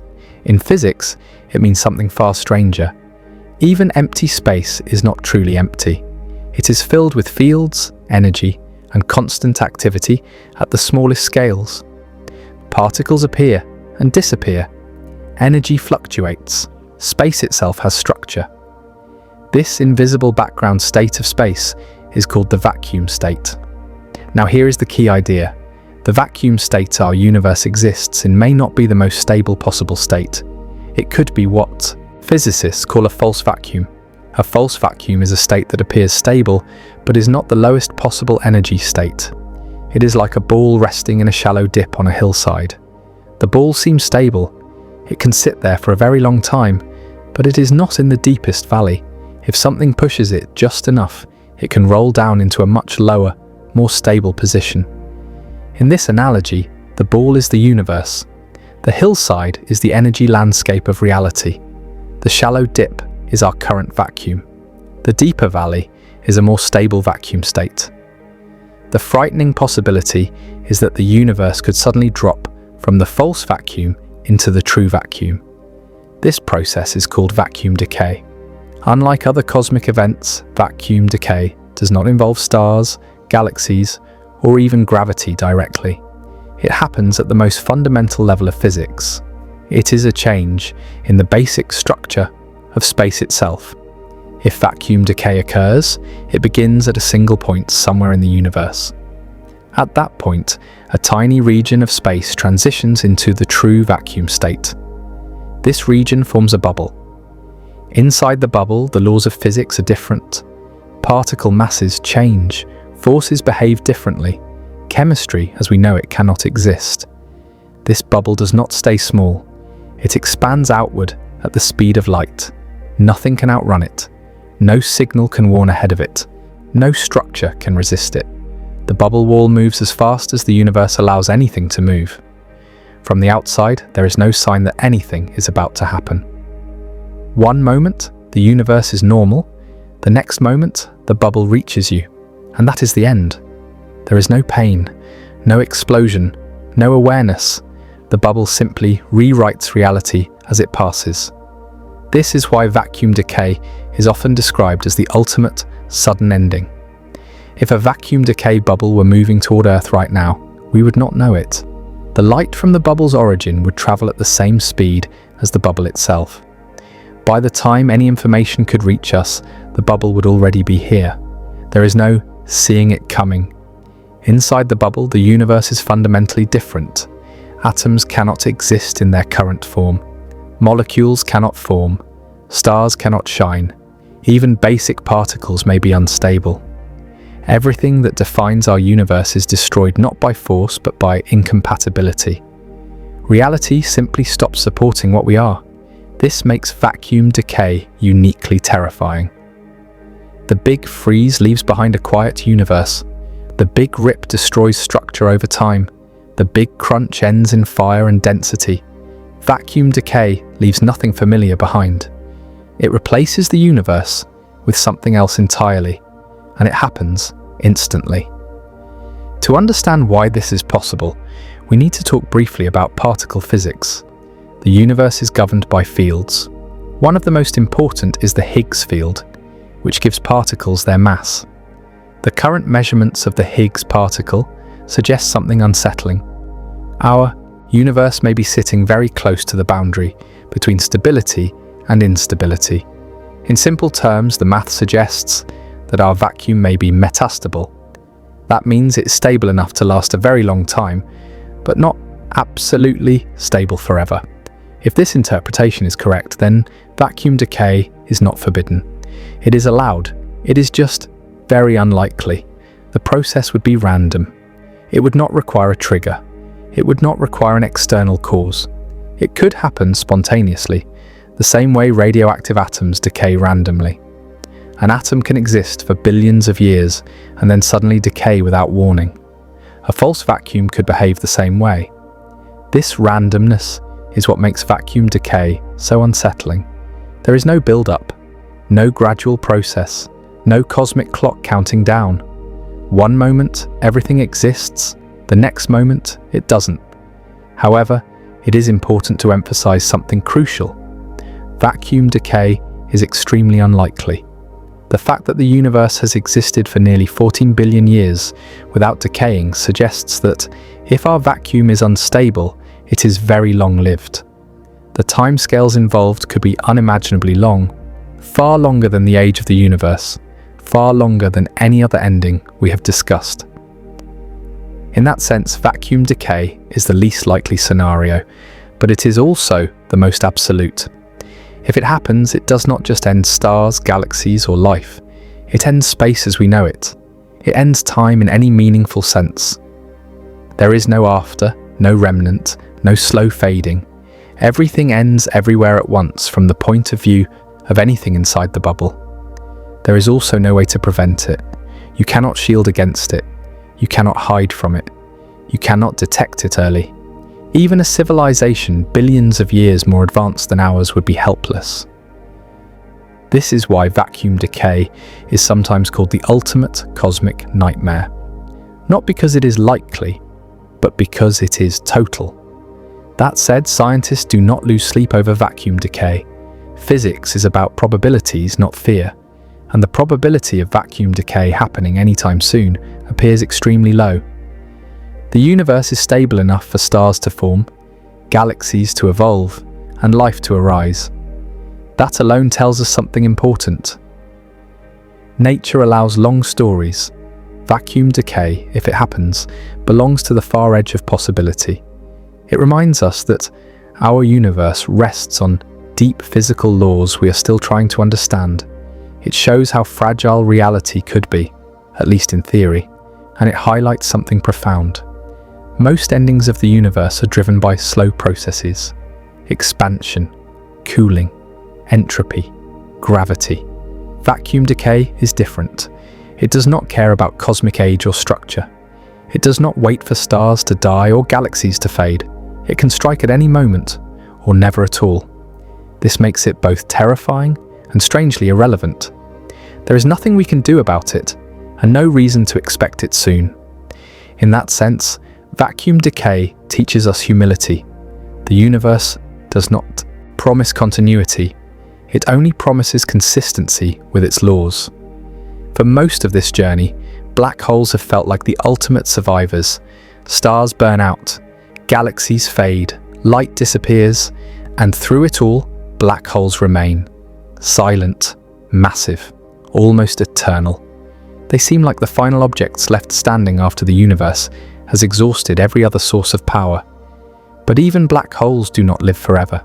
Their deaths are not dramatic explosions or violent collapses. Instead, they fade away slowly, so slowly that the timescales involved stretch far beyond anything the human mind is used to imagining. When black holes begin to die, the universe enters one of its strangest and quietest eras. To understand how something famous for trapping light can eventually disappear, we need to understand one of the most surprising ideas in modern physics: Hawking radiation. For a long time, scientists believed black holes were truly eternal. According to classical physics, once something falls into a black hole, it can never escape. The event horizon is a one-way boundary. Nothing comes out. A black hole could only grow by consuming matter and energy. It could never shrink. This view changed in the 1970s when physicist Stephen Hawking made a shocking discovery. Hawking realized that when quantum physics is applied to space near a black hole, something unexpected happens. Empty space is not truly empty. Even in a vacuum, tiny particles constantly appear and disappear in pairs. These are called virtual particles. Normally, these particle pairs annihilate each other almost instantly, leaving no trace. Near the event horizon of a black hole, this process can change. If a pair of particles forms right at the edge of the event horizon, one particle can fall into the black hole while the other escapes. The escaping particle becomes real. It carries energy away from the black hole. From the outside, it looks like the black hole is emitting radiation. This is Hawking radiation. The key point is this: the energy carried away by Hawking radiation comes from the black hole itself. As energy leaves, the black hole loses mass. And as it loses mass, it slowly shrinks. This means black holes are not completely black. They glow faintly, extremely faintly. For stellar mass black holes, the temperature of this radiation is far colder than the surrounding universe. They absorb more energy from the cosmic background than they emit. Right now, black holes are still growing, not shrinking. But the universe is cooling. As the universe expands and the background temperature drops closer and closer to absolute zero, a crucial change occurs. Eventually, the universe becomes colder than the black hole. At that point, the black hole emits more energy than it absorbs. From that moment on, it begins to evaporate. This evaporation is unimaginably slow. A black hole with the mass of the Sun would take around 10 to the power of 67 years to completely evaporate. That is a number with 67 zeros, far longer than the current age of the universe. Supermassive black holes, the giants at the centers of galaxies, would take even longer. Some estimates suggest up to 10 to the power of 100 years or more. To put this into perspective, if the entire history of the universe so far were compressed into a single second, the lifetime of a black hole would last longer than the age of the universe multiplied by itself many times over. During this era, trillions upon trillions of years pass. Stars are long gone, galaxies no longer shine, planets drift frozen through darkness. Only black holes, and faint remnants remain. The universe is vast, cold, and nearly empty. Time continues to move forward, but events are incredibly rare. Black holes sit quietly, losing mass at an almost imperceptible rate. For most of their lives, nothing about them seems to change. But the loss is real. Each tiny particle, emitted through Hawking radiation, takes away a bit of mass. As black holes shrink, something interesting happens. The smaller a black hole becomes, the hotter it gets. Its radiation increases, evaporation accelerates. For most of cosmic history, this acceleration is irrelevant because the black hole is so massive. But near the very end, the process speeds up dramatically. In the final stages of evaporation, a black hole releases a burst of energy.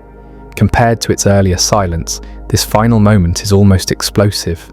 But even this explosion happens in a universe so empty and cold that there is nothing nearby to notice. When the black hole finally disappears, nothing remains. No core, no remnant, just radiation spread out into space. With the evaporation of the last black holes, the universe loses its final powerful objects. Black holes were the last structures capable of shaping space through strong gravity. They were the last places where matter could fall in and energy could be released. When they're gone, gravity loses its last major anchors. What remains is a universe filled with low-energy particles, photons, neutrinos, and perhaps some extremely stable matter. Everything is thinly spread across an enormous volume of space. This stage marks a major transition. Before, even in darkness, the universe still had structure. Black holes acted as centers of mass. They curved space-time. They gave shape to what remained. After they disappear, structure becomes almost meaningless. Distances between particles are enormous. Interactions are rare. Collisions almost never happen. Most particles travel endlessly through space, without ever meeting anything else. The universe becomes not just dark, but empty in a deeper sense. This is not emptiness like an empty room. It is emptiness stretched across scales so vast that the concept of nearby loses meaning. A particle could travel for longer than the age of the universe, without encountering another particle. This era is sometimes called the dark era, or the era of nothingness. It is not truly nothing, but it is as close as the universe can get while still existing. Time still flows, but it has almost nothing to act on. No stars form, no energy gradients exist, no engines can run. Entropy is near its maximum. The universe has reached a state where change is almost impossible. The fading of black holes represents the final step toward this state. What makes this moment so powerful is its symbolism. Black holes were once symbols of destruction, of eternal darkness, of inescapable gravity. And yet, they too are temporary. Even the most extreme objects in the universe are subject to time. Nothing resists decay forever. This realization reinforces a central theme of cosmic history. The universe is not designed to preserve complexity indefinitely. Complexity arises, thrives for a time, and then fades. Stars shine, then die. Galaxies glow, then darken. Black holes dominate, then evaporate. Each stage lasts longer than the one before. Each stage is quieter, each stage is colder. By the time the last black hole dies, the universe has passed every recognizable milestone. There are no longer any processes we would recognize as events, only the slow drifting of particles through expanding space. This is not the end of existence in a dramatic sense. The universe does not collapse or rip apart. It simply becomes inert. And yet, even here, questions remain. Is this truly the final state? Or is there something beyond this deep cosmic silence? After the last black hole evaporates, the universe enters a stage unlike anything that came before. This is not an era of explosions or collapse. It is not dramatic or violent. It is the quietest chapter in the entire story of existence. This stage is often called the era of nothingness. not because absolutely nothing exists, but because everything that once gave the universe structure, light, and meaning is gone. No stars burn, no galaxies shine, no black holes remain to bend space. What is left is a universe that still exists, but barely does anything. For the first time since the beginning of time, the universe has no engines. To appreciate how strange this era is, we need to remember how much the universe once depended on structure. Stars organized matter, galaxies gathered stars, black holes anchored mass and shaped space-time. Every era before this one had centers, anchors, and sources of energy. Now, all of those are gone. The universe has crossed a final threshold. There are no stars to light the darkness. The nuclear furnaces that once powered the cosmos burned out trillions upon trillions of years ago. The last red dwarfs faded into cold remnants. No new stars were born to replace them. There are no galaxies anymore in any meaningful sense. Galaxies were defined by their stars. Without stars, their identity dissolves. What were once galaxies have spread out, their remnants drifting apart under the relentless expansion of space.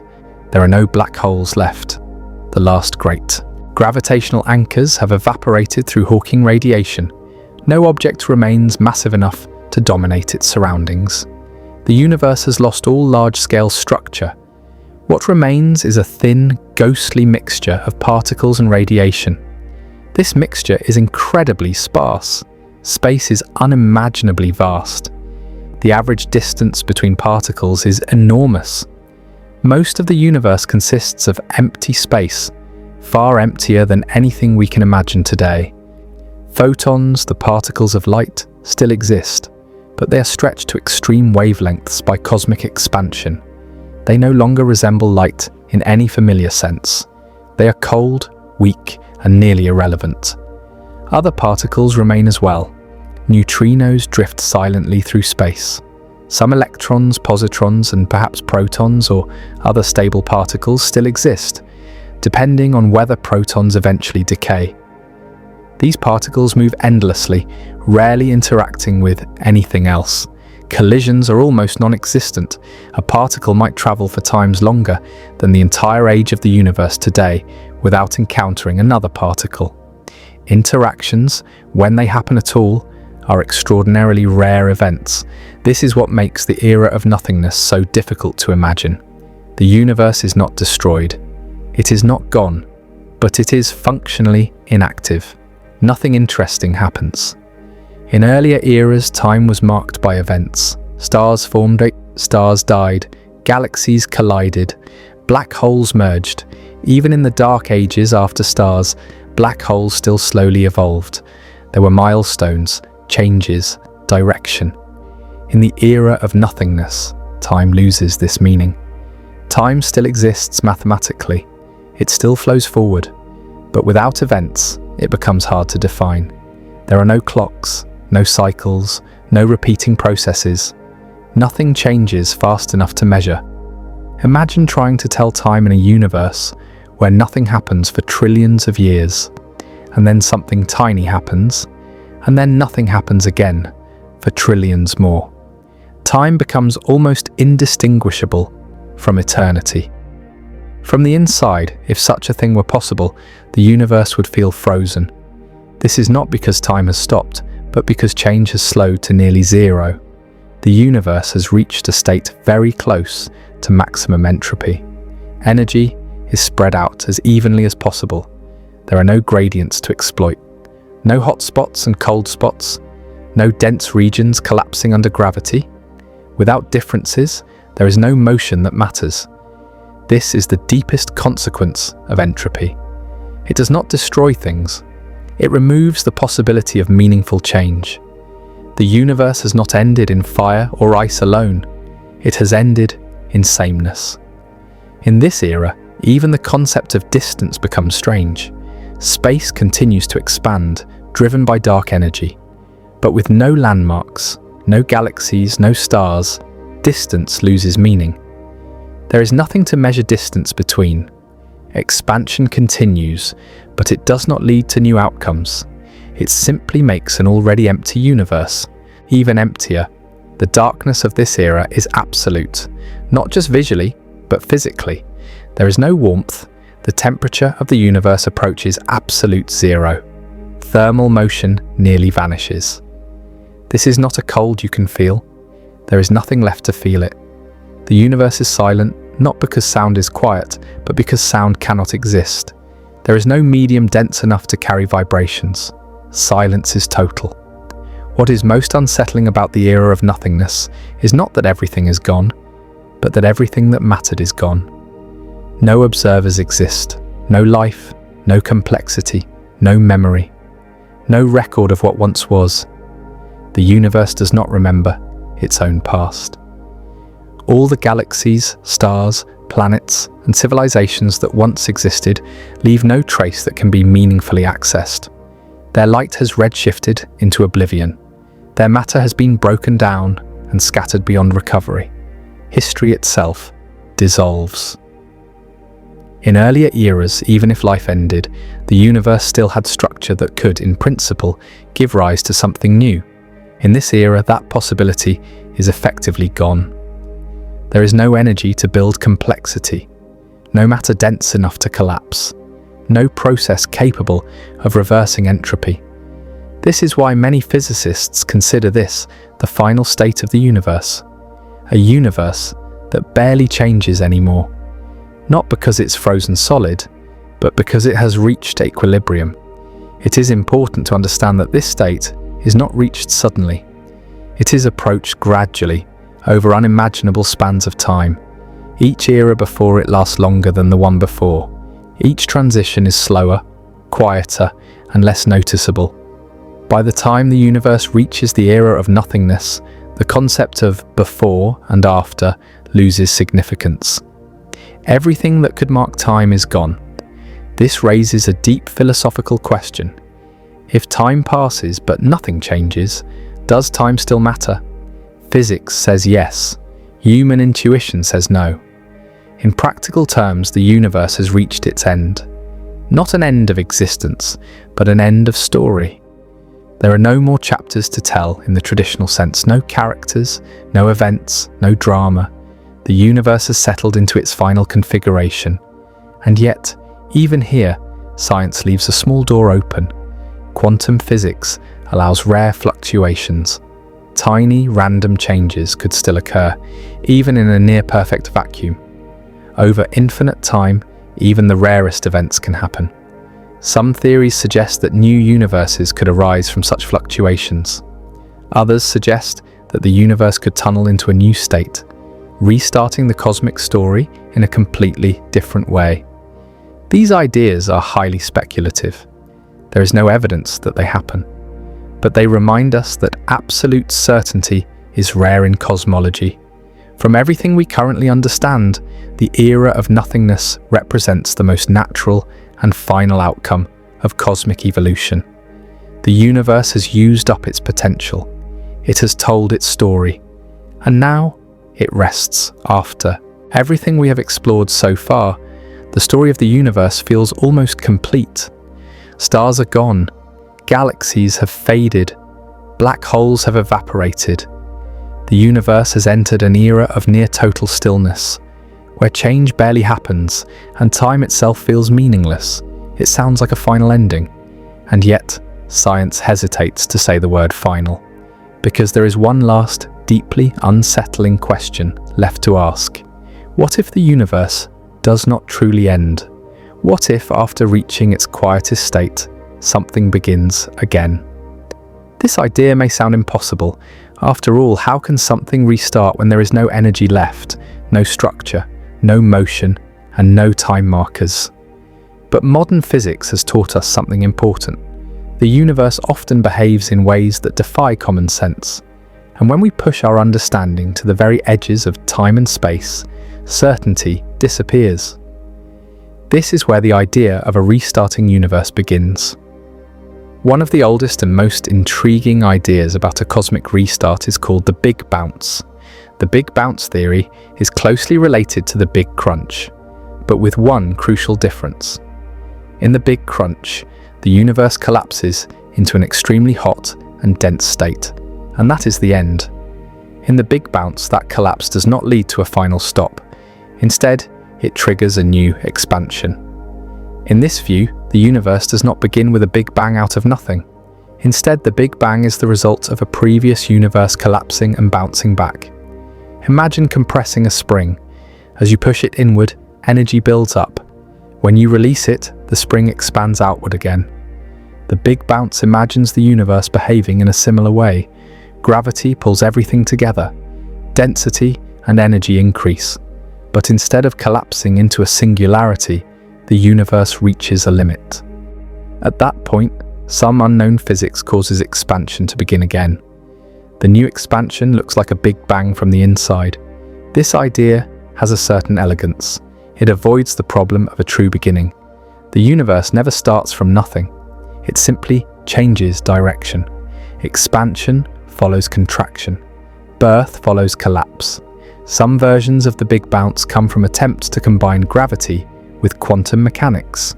Classical physics predicts singularities, points of infinite density where the laws of physics break down. Quantum physics, however, often replaces infinities with finite, extreme, but manageable states. According to these ideas, when the universe becomes extremely dense, quantum effects create a powerful repulsive force. This force prevents complete collapse and causes space to expand again. In theory, this could allow the universe to bounce instead of crunch. However, the Big Bounce faces serious challenges. One of the biggest problems is entropy. As we discussed earlier, entropy always increases. Each cycle of expansion and contraction would leave the universe with more entropy than before. Over many cycles, this build-up would change the behavior of the universe, making each new cycle larger, longer, and emptier than the last. Eventually, the cycles would not resemble each other at all. Another challenge is observational. There is currently no clear evidence that our universe went through a previous contraction. The cosmic microwave background, the oldest light we can see, shows no unmistakable signs of a bounce. It looks like the universe began in a hot, dense state without a visible past before that. This does not rule out the Big Bounce completely, but it makes it speculative. Closely related to the Big Bounce is the idea of a cyclic universe. In cyclic models, the universe goes through endless cycles of expansion and contraction. Each cycle lasts trillions of years. The universe grows, cools, collapses, and then is reborn. This repeats forever. Cyclic universe ideas have existed for thousands of years in philosophy and mythology, long before modern science. What makes modern cyclic theories different is that they're grounded in physics and mathematics. Some modern cyclic models propose that expansion never fully stops, but slows down and transitions into a different phase. Others suggest that collisions between higher dimensional structures could trigger new Big Bang-like events. These ideas are imaginative and mathematically rich, but they share a common weakness. They rely on physics we do not yet fully understand. Cyclic models often require exotic forms of energy, extra dimensions, or unknown forces. While these ideas are not impossible, there is currently no experimental evidence that confirms them. Entropy remains a stubborn problem. A truly eternal cycle without degradation appears unlikely under known physical laws. Another possibility is even more radical. What if our universe is not the only one? This brings us to the idea of the multiverse. In some theories of cosmology, our universe is just one region of a much larger reality. In this picture, different universes can exist with different physical laws, constants, and histories. Some may be short-lived, others may be long-lived. Some may never support stars or life at all. In multiverse models, the end of our universe does not mean the end of everything. It simply means the end of our region of reality. One version of the multiverse comes from inflation theory. Inflation suggests that space can expand extremely rapidly, and in some models, this expansion never fully stops. Instead, new bubble universes constantly form within a larger inflating space, Each bubble becomes a universe like ours, with its own Big Bang. In this view, our universe began as one bubble among many. Other multiverse ideas come from quantum mechanics. Some interpretations suggest that all possible outcomes of physical processes exist in separate branches of reality.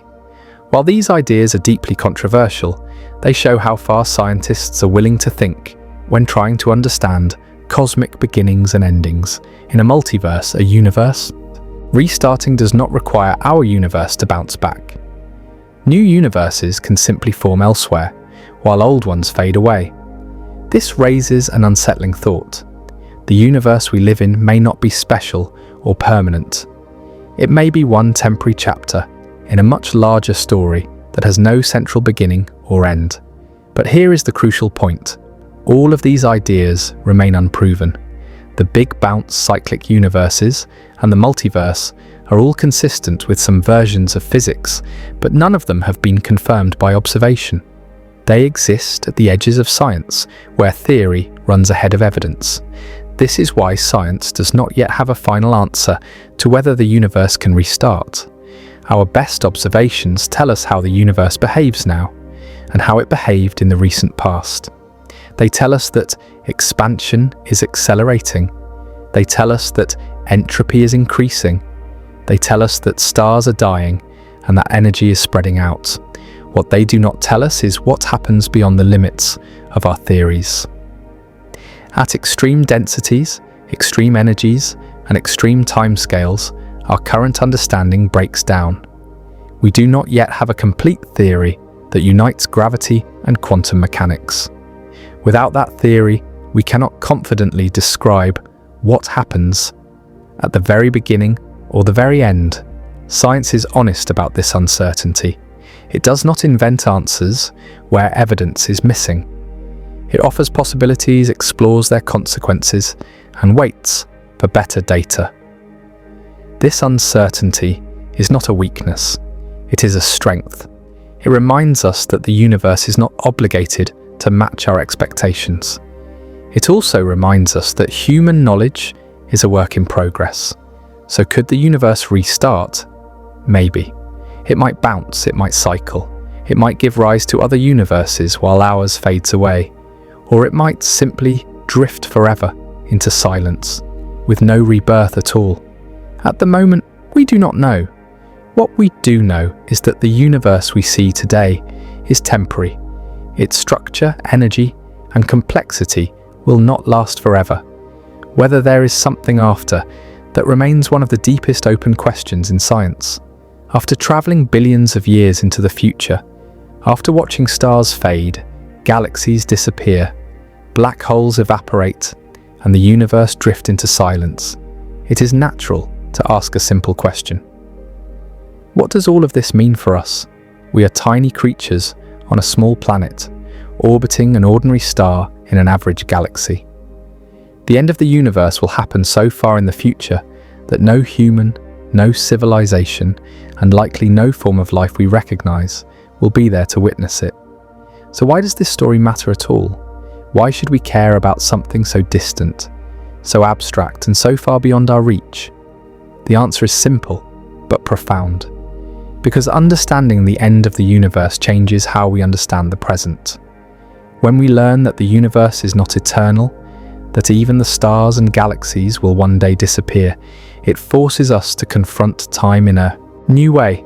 It reminds us that everything we see, everything we value, and everything we are part of exists inside a brief window of cosmic history. This knowledge does not make life smaller, it makes it more meaningful. For most of human history, people believed the universe was fixed and timeless. The heavens were perfect and unchanging. Earth was temporary, but the cosmos was forever. Modern science overturned that picture completely. We now know that the universe itself has a life story. It was born, it evolved, and one day it will die. This realization places humanity inside a much larger narrative. We are not standing outside the universe, observing it like a machine. We are part of its story. Our atoms were forged in stars. Our planet formed from the debris of earlier cosmic generations. Our existence is a direct consequence of the universe being in a very specific stage of its life, and that stage will not last forever. Why does this matter today? Because it teaches us that the present moment is rare. We live in a universe where stars shine, where planets exist, where chemistry is rich, and where life can emerge. This combination of conditions is not guaranteed. It is temporary. There was a time when the universe was too hot for atoms. There will be a time when it is too cold and empty for structure. We live between those extremes. That makes our era special.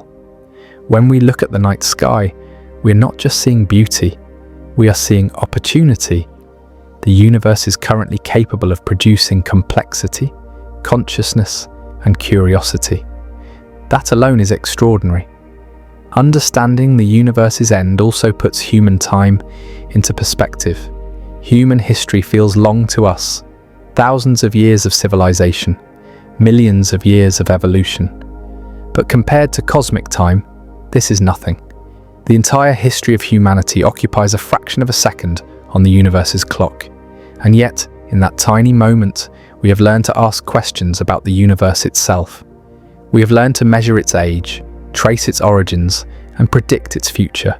We are made of stardust that learn to think. That may be one of the most remarkable facts in the universe. The universe does not owe us meaning. It does not promise survival. It does not guarantee continuity. And yet, here we are, able to understand it, at least in part. Some people fear that a universe with an ending makes life pointless. If everything eventually disappears, what is the value of anything we do? But this view misses something important. Meaning does not come from permanence, it comes from experience. A song does not need to last forever to matter. A sunset does not need to be eternal to be beautiful. A human life does not need infinite length to be meaningful. In fact, it is often the limits that give things their value. The same is true for the universe. The fact that the universe changes, ages, and will one day fall silent makes the era we live in precious. It gives urgency to curiosity. It gives weight to knowledge. It gives importance to understanding. When we study the end of the universe, we are not studying doom. We are studying context. This knowledge also shapes how we think about survival. While the ultimate end of the universe is unavoidable, many nearer futures are not. Stars will shine for billions of years. Galaxies will exist for trillions. There is vast time ahead of us on human scales. Understanding cosmic processes helps us understand risks, resources, and possibilities. The same science that predicts the death of stars helps us understand how stars work now. The same physics that describes cosmic expansion helps us navigate space. Knowledge of the universe's future makes us better stewards of our present. It also encourages humility. We are not the center of the universe. We are not its final purpose. The universe existed long before us and will continue long after us. This realization can be uncomfortable, but it can also be freeing. It releases us from the idea that everything must revolve around humanity. Instead, we become participants in something vast and ancient. Curiosity becomes our greatest strength. The universe does not speak. It does not explain itself. It simply exists, following laws that we are still discovering. When we ask about its beginning and its end, we are doing something uniquely human. We are trying to understand the whole, even though we are a tiny part of it. That curiosity has value in itself. Even if the universe eventually forgets us, the act of understanding still matters now. It shapes how we live, how we cooperate, how we imagine the future, and how we treat our planet and each other. There is also a quiet comfort in knowing that fear is not the final message of cosmology. Yes, the universe will end in darkness or silence, or something stranger still, but it will not end in anger.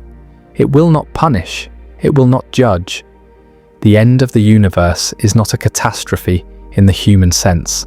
It is simply change carried to its ultimate conclusion.